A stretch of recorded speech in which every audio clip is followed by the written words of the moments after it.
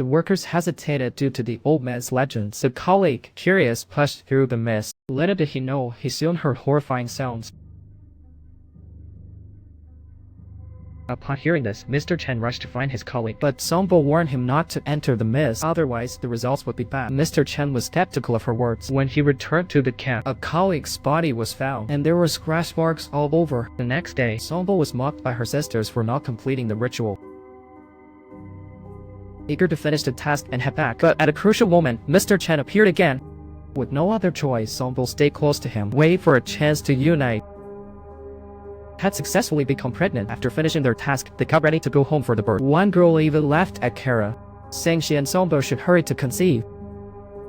They might just sit on the queen's throne. Just then, Little Bai appeared. He found the gold bars on him were gone. It turned out that after Little Z's last ritual, he had stolen her golden key while Kara was asleep. He didn't realize Kara had known his plan. After he fell asleep, she snuck it back again. This is why Little Z came back. He listened in on some girls talking and found out that each of the girls had a golden key. Their task was to become pregnant, so Little Bai proposed a condition. He can help Kara finish her task, but she needs to trade the gold key. But he let it slip in their talk. This surprised Kara as she learned he had taken Songbo's golden key. She warned him to hand it over quickly, otherwise she'd turn him into her sister. As a man, how could he be intimidated by a little girl? Little Bai even began to tease her. Little did he know he was provoking a tiger. Kara, a warrior of the Daughter Nation, had rich battle experience. In just a few moves, Little Bai was already terrified. He couldn't believe such a fierce girl could exist. He knelt quickly and handed back Songbo's golden key. Kara then checked her urine with the powder. Unfortunately, she still wasn't pregnant. She couldn't help but sigh. But the pressing task was to find Songbo. Little did she know Songbo was with Mr. Chen. As she searched in the market, she unexpectedly bumped into her Little Z. Little Z's friends were taken by soldiers. He planned to steal Kara's gold key for cash to buy weapons to save them, but some companions, unable to went out alone to save. But being unarmed, how could they stand against well-equipped soldiers? Little Bai was also shocked. Kara was touched by his brotherly friendship. Moreover, she was not pregnant yet. But only if she'll give gold after she checks for pregnancy. That night, they completed the ritual once again. On the flip side, the 4 pregnant girls safely returned to their hometown. The villagers happily came out to greet them. They tossed wine and flowers in celebration. They then checked their urine. Sure enough, they were all pregnant, but the queen of the tribe looked worried because her daughter Songbo and Kara had not returned. Little did she know that Songbo was about to fall in love due to a homicide. Mr. Chen's railway project was forced to stop. Thus, he had more time to interact with Songbo. The two were at the fair. Songbo saw that the sea here was. It's nothing like what her mom said. Women lived together with men. The family of 3 beamed with smiles. Unknowingly, Songbo began to envy them. At night, Songbo was friendly again. After a few days together, Mr. Chen grew more fond of the girl before him. However, when Songbo made that demand again, she didn't expect Mr. Chen to reject her again. He claimed he could be the child's father, but only if she agreed to stay. They would stay together always, like a family of 3. Songbo found it unrealistic because if she didn't return to the tribe in 2 months, she would be hunted down, rejected. She had to go back, only to find that Kara was also pregnant. Finding out Songbo had not done the ritual, and with the 2-month deadline approaching, Kara became anxious for her and found Little Bai, asking him to help Songbo with the ritual. 4 pregnant women bathed in the river. Suddenly, 2 of them miscarried. Watching the river turn red with blood, the others screamed and fried. This was not just a simple accident. In the last episode, 4 successfully pregnant girls returned to the tribe. Under the Kriya's guidance, they drank the holy water to cleanse themselves. They didn't realize it wasn't holy water, but poison that would cause them to miscarry. According to the rules, whoever bears a daughter would become the next queen. Queen Buajis aims to give her throne to daughter Songbo. Thus, she devised a scheme. The 4 girls fainted after drinking. But suddenly, 2 of the women began to bleed. Undoubtedly, they had miscarried, the other 2 being physically stronger.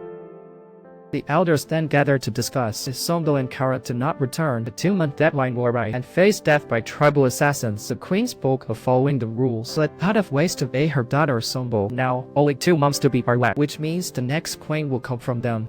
Queen Bua was utterly restless. She secretly arranged for a guardian to the human world to find her daughter. On the other side, Kara wished Little Bai would help Songbo conceive. With the 2-month deadline approaching, Songbo had no choice but to agree. Little Bai accepted, wanting gold to save a friend. Kara watched the 2 enter the small house in the woods. Just as they would finish the ritual, Mr. Chen approached them. He couldn't understand how casual Songbul was, but he couldn't stand to watch her harm herself. He asked Songbul if she truly never loved herself, but having grown up in the land of girls, how would she know what love and emotions are? All she knew was that she often dreamed of Mr. Chen. She felt a strange joy seeing him. Leaving him brought her an indescribable heartache. Mr. Chen was very pleased to hear this. He told Songbul that this was what love meant. Mr. Chen immediately made a bold decision. With the blessing of his colleagues, the two held a simple wedding ceremony. They vowed to be together for life. Her friend Kara looked at her with worry. That night, they became a legal couple. They finished the ceremony well. Days later, Songbul finally found out she was pregnant, but she couldn't feel happy about it at all. It also meant she would soon leave her husband and return home. Mr. Chen was thrilled to hear his wife was pregnant. He could hardly hide his joy. He began planning a happy life ahead. This truly moved the hesitant Songbul. In no time, the 2-month period was up. The Guardian came here looking for Songbul, but saw the assassin was ready. She dared not relax for a second. Meanwhile, Songbul finally made her choice. She wanted to stay and live with Mr. Chen. She left, ignoring Kara's pleas. Kara returned home alone to pack up.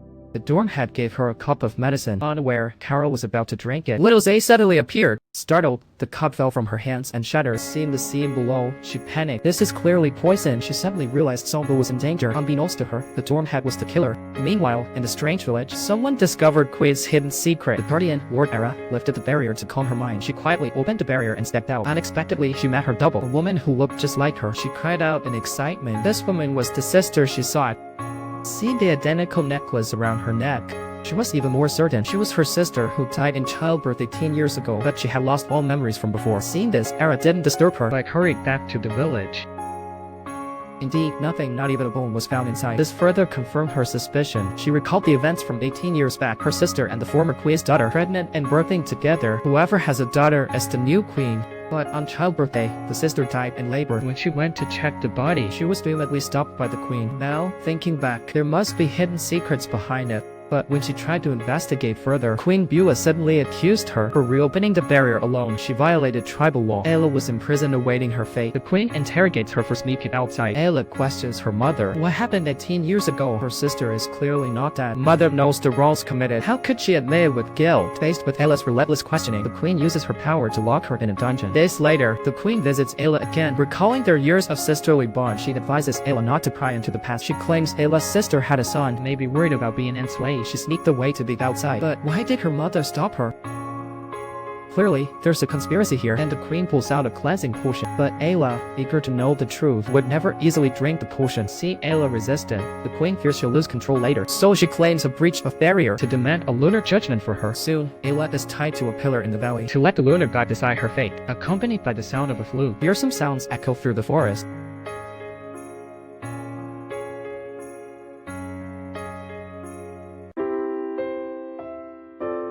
This really just meant she tamed. To maintain her long-term reign here, she uses addictive smoke to control them, making them neither man nor ghost. The queen thought her plan was flawless. Little did she know, Ayla's alive. A mysterious woman saved him then. This woman was enslaved for bearing a boy. She was made a slave. She asked Ayla to be their leader, to resist the queen's ruthless rule together. There were also a group of women who share her fate. That night, Songbul couldn't sleep due to missing his mother. He stepped outside to see the moon. Unexpectedly, the dorm head appeared. At this point, Songbul was unaware. His other role was that of an assassin. The dorm head gave her poison, lying it was for her pregnancy. He pressed her to drink it fast. So he denied being pregnant, denying the pregnancy date. Little did he know, they tried to force him. At a dire moment, Kara finally arrived and stopped the dorm head. Songbul then saw the dorm head was the assassin. But she was no match for the dorm head. In a few moves, she was bravely hurt. Songbul grabbed the gun and aimed at the killer. She thought she could intimidate him, but her gun was completely unloaded. The killer saw through her and turned his attention to Songbul. She seemed close to dying. At a critical moment, someone appeared to block the blow.